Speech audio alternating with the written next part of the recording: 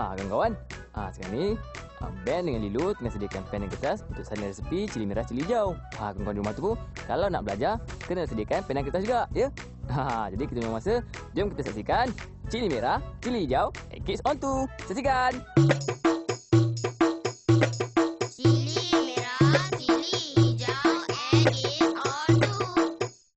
Merah, saya baru beli baju ni.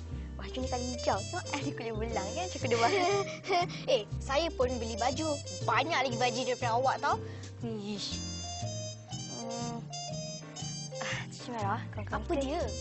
Kawan-kawan kita dah tunggu dah tu. Kenapa awak tak bagi tahu saya? Hai kawan-kawan. Hai. Resepi kita hari ni kita ada sesuatu yang istimewa tau untuk semua. Cuma saya cakapkan bahan-bahan dia ke? Yelah, mestilah kena cakap tu pun saya ingatkan ke? Bahan-bahannya ialah buah longan, cendol. Cili hijau, saya terlupalah nak bagi tahu resepi.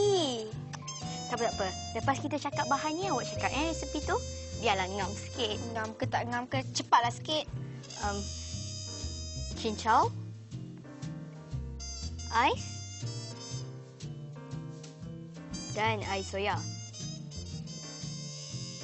Resepi kita bernama si Manis salju. Cepatlah terangkan macam mana nak buat. Baiklah, Cik Merah. Mula-mula kita masukkan buah longan ni.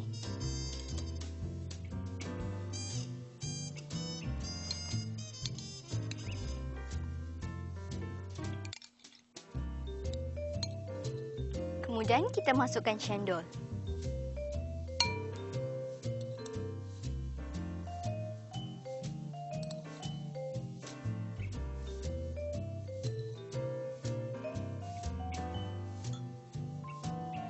Cincau,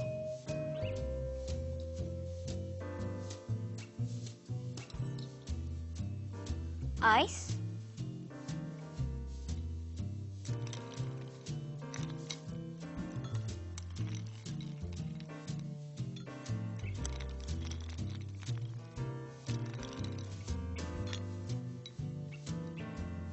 akhir sekali kita tuangkan air soya ni.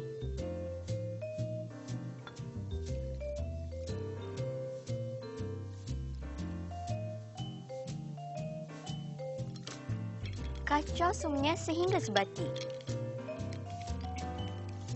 Dah pun siap. Kawan-kawan, sedap kan? Kawan-kawan nak tahu tak? Saya suka makan buah longan. Saya suka makan cendol 2 tingkat. Saya suka minum air Cik sos. Merah. Apa dia? Kita tak cukup masa ni. Alah, biarlah saya sambung sikit lagi. Masalahnya kita dah tak cukup masa. Yelah. Kawan-kawan, kita jumpa lagi minggu depan bersama saya Cili Merah. Dan saya cili hijau. Bye. Saya sambung saya suka makan cincau ni. Masukkan dia cendol. Kenapa saya cakap banyak sangat? Saya nak minum sebenarnya ni.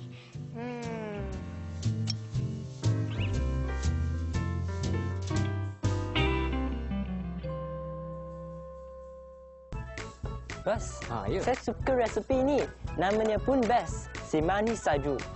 Kamu suka nama dia ke suka resepi dia? Dua-dua, Bas. Kenapa? Nanti marah pula Mak yang ada syarah tu. Tak apalah. Jadi sekarang ni, jom kita saksikan 3, 2, 1, mula. Saksikan. Saksikan. Kamu duduklah nak tengok.